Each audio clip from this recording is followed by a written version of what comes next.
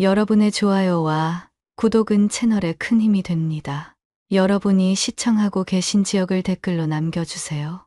결혼한 지 7년이 흘렀습니다. 중학교 체육교사로 일하는 저에게 아내 한미라는 늘 든든한 동반자였죠. 피트니스 센터 매니저로 일하는 미라는 활발하고 사교적인 성격으로 지역에서도 꽤 유명한 인물이었어요.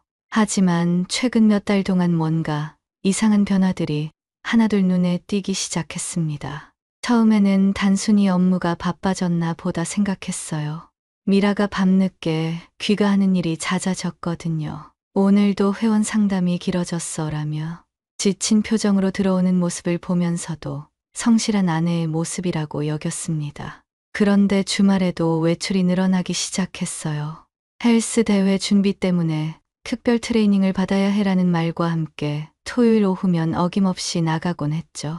미라는 원래 운동을 좋아했지만 이렇게까지 열정적이었나 싶을 정도였습니다. 그보다 더 눈에 띈 건 외모에 신경 쓰는 정도가 달라진 거였어요. 예전보다 훨씬 비싼 운동복을 사들였고 화장품 고급 브랜드로 바뀌었습니다. 센터 이미지를 위해서라고 설명했지만 솔직히 이해하기 어려운 부분이 있었어요. 가계부를 확인해 보니 고급 레스토랑 결제 내역도 늘어났고 보충제나 운동 관련 용품 구입비도 상당했습니다. 저희 수입으로는 부담스러운 수준이었죠. 하지만 가장 이상했던 건 핸드폰을 다루는 방식이었어요. 예전에는 아무렇지 않게 테이블 위에 두고 다녔는데 요즘은 항상 뒤집어 놓거나 가방 안에 넣어두었습니다. 화장실 갈 때도 들고 가고 샤워할 때도 가까운 곳에 두더군요. 문자나 전화가 오면 재빨리 확인하고는 센터 업무라며 멀리 가서 통화했어요. 어느 날 저녁 미라가 샤워하는 동안 핸드폰에 문자가 왔습니다. 평소라면 미라야 문자 왔어라고 알려줬을 텐데 이번에는 왠지 모르게 화면을 슬쩍 봤어요. 발신자 이름은 이사님이었고 내용은 내일 오후 일정 괜찮죠? 였습니다. 순간 가슴이 덜컥했지만 업무 관련일 거라고 애써 생각했어요. 그런데 미라가 샤워를 마치고 나와서 핸드폰을 확인하더니 빨리 답장을 보내는 모습이 어딘지 불안해 보였습니다. 누구한테서 온 문자야? 라고 물어봤더니 센터 협력업체 이사님이요. 내일 미팅이 있다고 연락 주셨어요 라며 자연스럽게 대답했지만 뭔가 어색한 느낌이 들었어요. 그날 밤 잠자리에 누워서도 계속 그 생각이 머릿속을 맴돌았습니다. 정말 단순한 업무 연락이었을까요? 아니면 제가 괜한 의심을 하고 있는 걸까요? 미라의 변화된 모습들이 하나씩 떠오르면서 불안감이 커져갔어요. 하지만 그래도 저는 미라를 믿고 싶었습니다. 7년 동안 함께해온 소중한 시간들과 추억들이 있었으니까요. 그런 불안한 마음으로 지내던 중 대학 동창이자 체육관을 운영하는 민수에게서 연락이 왔습니다. 도현아, 잠깐 시간 있으면 만날 수 있을까? 중요한 얘기가 있어 라는 다급한 목소리였어요. 민수의 체육관에서 만났는데 평소와 달리 표정이 심각했습니다. 이거 어떻게 말해야 할지 모르겠는데 라며 말을 망설이더니 핸드폰을 꺼내 보여줬어요. 화면에는 미라가 키 큰 남자와 함께 운동용품 매장에서 나오는 사진이 있었습니다. 순간 머리가 하얘졌어요. 이게 뭐야? 민수야? 지난주 토요일에 강남 스포츠 매장 앞에서 봤어. 미라 누나가 남자랑 같이 쇼핑하고 있더라고. 처음에는 그냥 지나칠까 했는데 둘이 너무 자연스럽게 대화하면서 웃고 있어서 이상해서 사진을 찍었어. 민수는 연달아 몇 장의 사진을 더 보여줬습니다. 미라가 그 남자와 함께 커피를 마시고 나란히 걸어가며 대화하는 모습들이었어요. 가장 충격적인 건 마지막 사진이었습니다. 둘이 고급 오피스텔 단지로 들어가는 모습이었거든요. 민수야, 혹시 그 남자가 누군지 알아? 알아봤는데 스포츠 용품 회사 영업이사래. 나이는 45 정도 되고 유부남이야. 미라 누나 센터에 용품 납품하는 업체 직원인 것 같더라고. 가슴이 두근거리면서 손이 떨렸습니다. 아무리 업무상 만남이라고 해도 토요일에 개인적으로 만나서 함께 쇼핑하고 오피스텔까지 들어간다는 게 말이 되나요? 도현아, 미안해. 이런 얘기하기 싫었는데 그냥 넘어갈 수가 없어서 민수의 미안해하는 표정을 보니 더욱 현실감이 들었어요. 집으로 돌아가는 길에 머릿속이 복잡했습니다.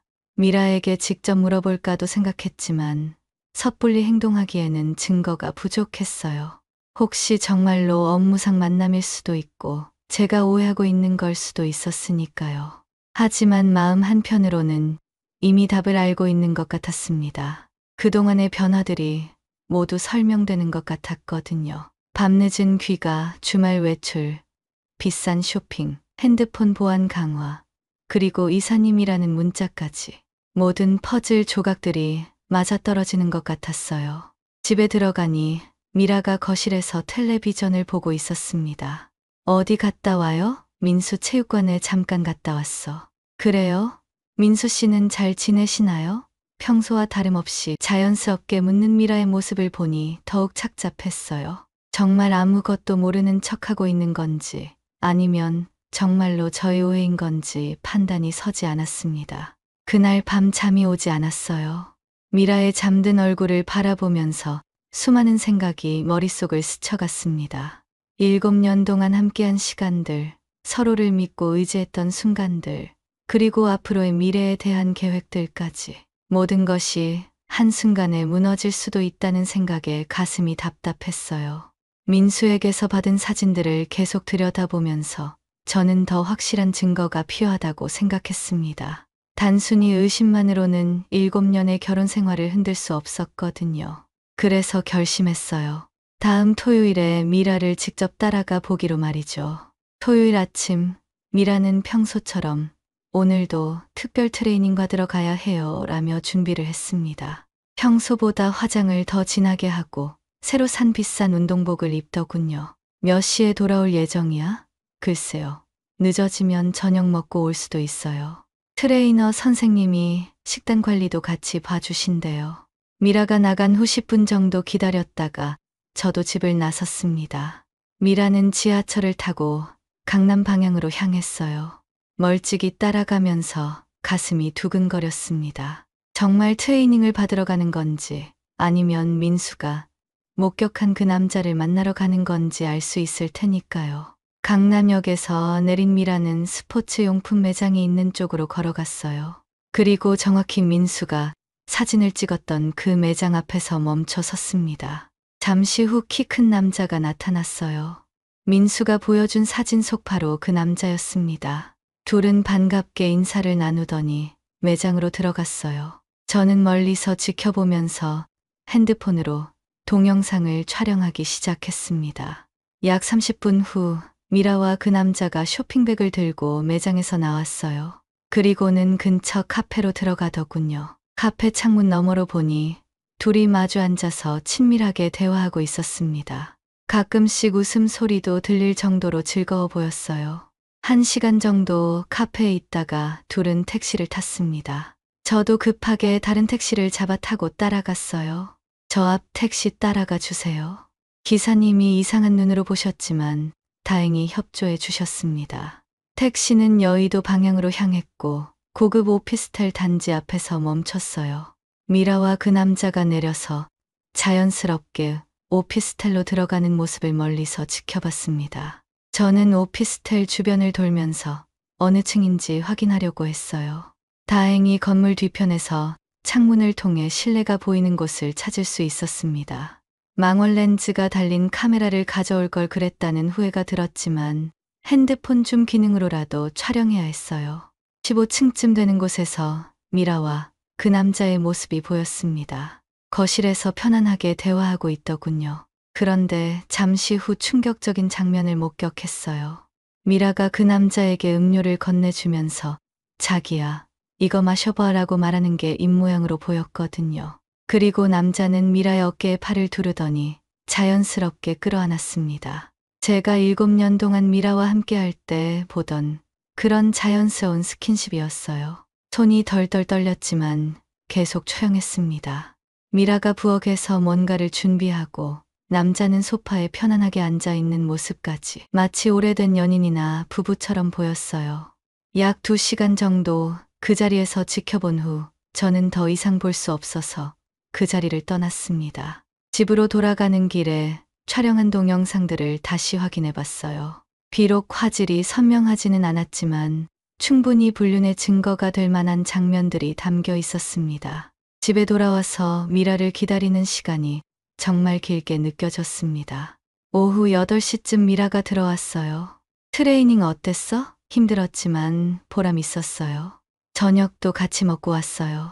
거짓말을 태연하게 하는 미라의 모습을 보니 분노가 치솟았습니다. 하지만 감정을 억누르고 차분하게 대화를 시작했어요. 미라야, 앉아봐. 할 얘기가 있어. 무슨 일이에요? 표정이 안 좋아 보이는데. 미라가 소파에 앉자 저는 핸드폰을 꺼내 오늘 촬영한 동영상을 재생했습니다. 화면에 미라와 그 남자가 함께 있는 모습이 나오자 미라의 얼굴이 하얗게 질렸어요. 이게 뭐예요? 내가 물어볼 말이야. 이게 뭐냐고. 목소리가 떨렸지만 최대한 차분하게 말했습니다. 도현 씨, 이건 오해예요. 정말 업무상 만남이었어요. 업무상 만남이 토요일에 오피스텔에서 이뤄지나. 그리고 이건 어떻게 설명할 거야? 저는 미라가 그 남자를 자기야라고 부르며 스킨십하는 장면을 다시 재생했어요. 미라는 더 이상 변명할 말이 없어 보였습니다. 미라야, 정직하게 말해. 언제부터였어? 도현 씨. 언제부터냐고. 제가 목소리를 높이자 미라가 눈물을 흘리기 시작했어요. 석 달 전부터예요. 처음에는 정말 업무상 만남이었어요. 그런데 뭐? 그런데 도현 씨는 저한테 관심이 없잖아요. 매일 똑같은 일상의 반복이고, 저랑 대화도 제대로 안 하고, 순간 어이가 없었습니다. 불륜을 저지르고서는 오히려 저를 탓하고 있었거든요. 그러니까 바람을 피워도 된다는 얘기야? 그런 게 아니라 정민 씨는 저를 여자로 봐줘요. 저한테 관심도 많이 가져주고 정민이라는 이름을 듣는 순간 더욱 화가 났어요. 이미 그 남자와 상당히 가까운 사이가 되었다는 뜻이었으니까요. 그래, 그럼 이혼하자. 도현 씨, 잠깐만요. 저희 다시 생각해봐요. 뭘 더 생각해? 이미 다른 남자랑 석 달이나 만났으면서? 미라는 계속 눈물을 흘리며 용서를 빌었지만 저는 이미 마음을 정했어요. 미라야, 너 정말로 그 남자를 사랑해? 그건 솔직하게 대답해. 네, 사랑해요. 그 순간 정말 모든 게 끝났다는 걸 느꼈습니다. 7년의 결혼 생활이 한순간에 무너지는 소리가 들리는 것 같았어요. 알겠어. 그럼 내일부터 이혼 절차 밟자. 그리고 그 남자한테도 상간 소송 걸 거야. 도현 씨, 그러지 말아요. 정민 씨는 가정이 있어요. 그러게 왜 유부남이랑 바람을 피웠어? 이제 와서 그런 걱정을 하다니. 미라는 그제야 사태의 심각성을 깨닫는 것 같았어요. 하지만 이미 늦었습니다. 저는 그날 밤 변호사 사무실에 연락해서 상담 예약을 잡았어요. 증거 자료들도 모두 복사해서 안전한 곳에 보관했습니다. 미라는 밤새 울면서 용서를 빌었지만 저는 더 이상 들어줄 마음이 없었어요.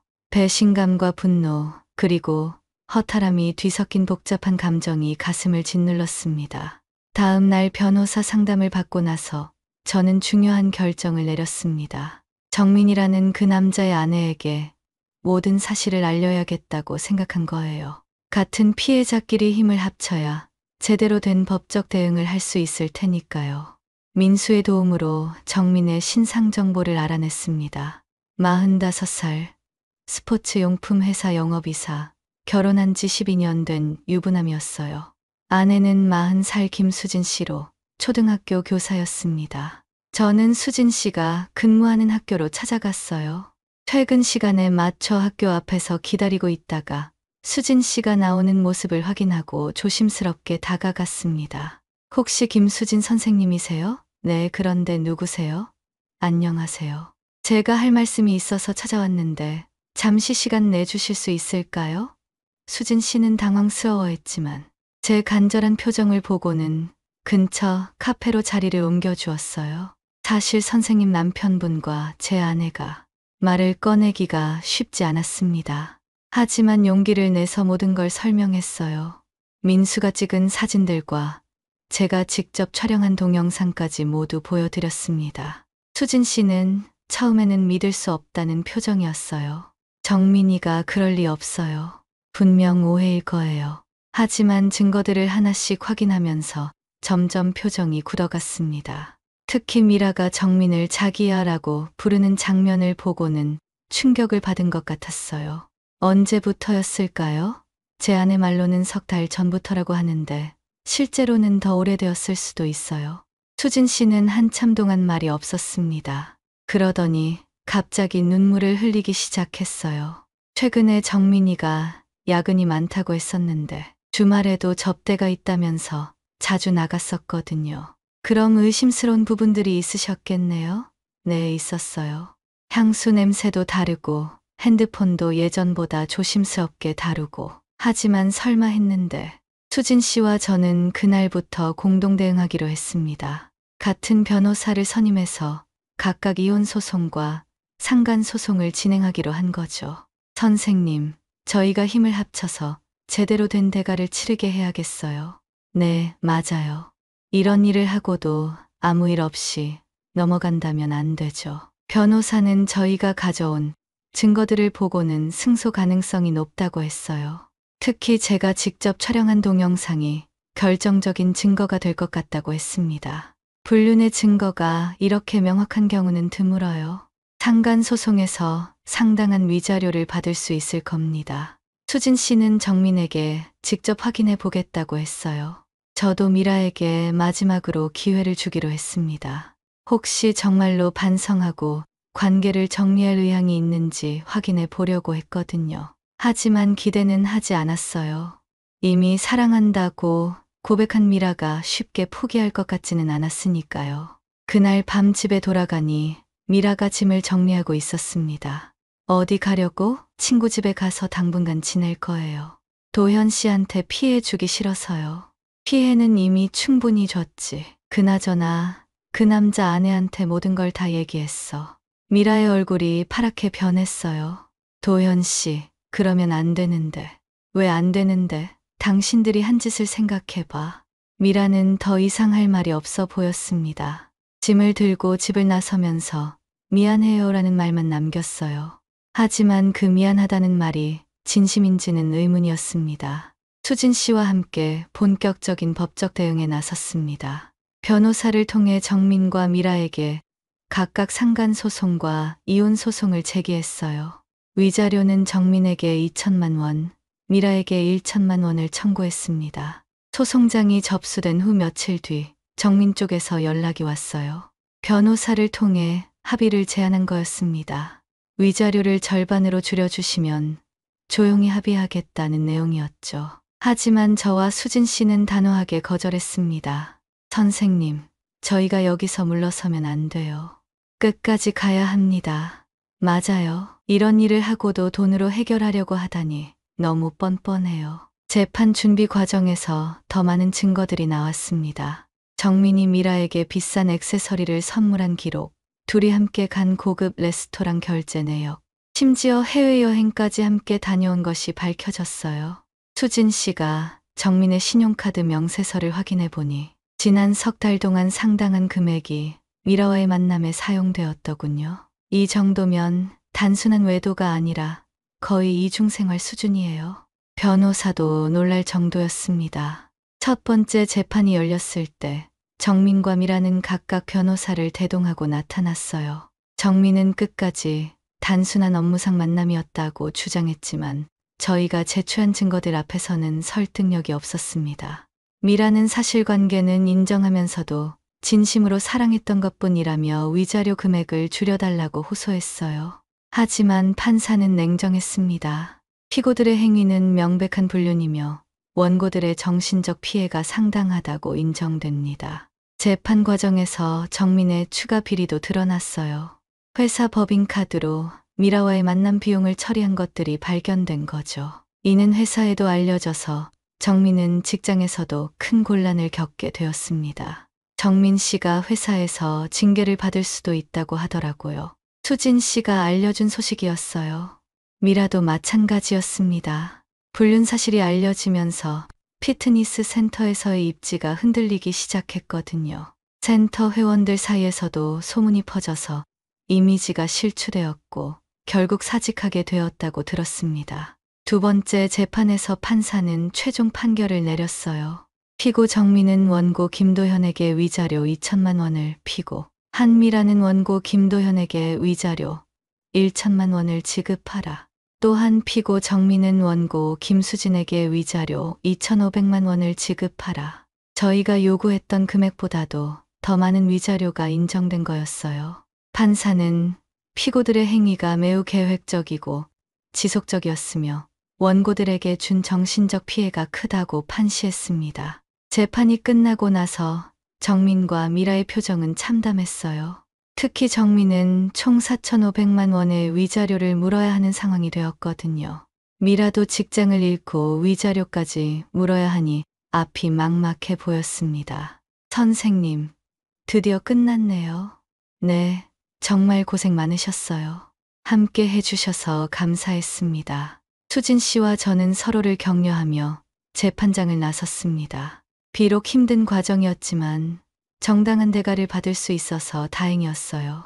판결이 확정된 후 예상치 못한 일들이 벌어지기 시작했습니다. 미라에게서 다급한 연락이 온 거였어요. 도현 씨, 정민 씨가 갑자기 연락을 안 받아요. 만나자고 해도 피하고 있어요. 처음에는 믿을 수 없었습니다. 그렇게 사랑한다고 했던 사이인데 판결이 나오자마자 관계를 정리하려고 하다니요. 그럴 줄 알았어. 진짜 사랑이었다면 이런 상황에서도 책임을 지려고 했을 텐데.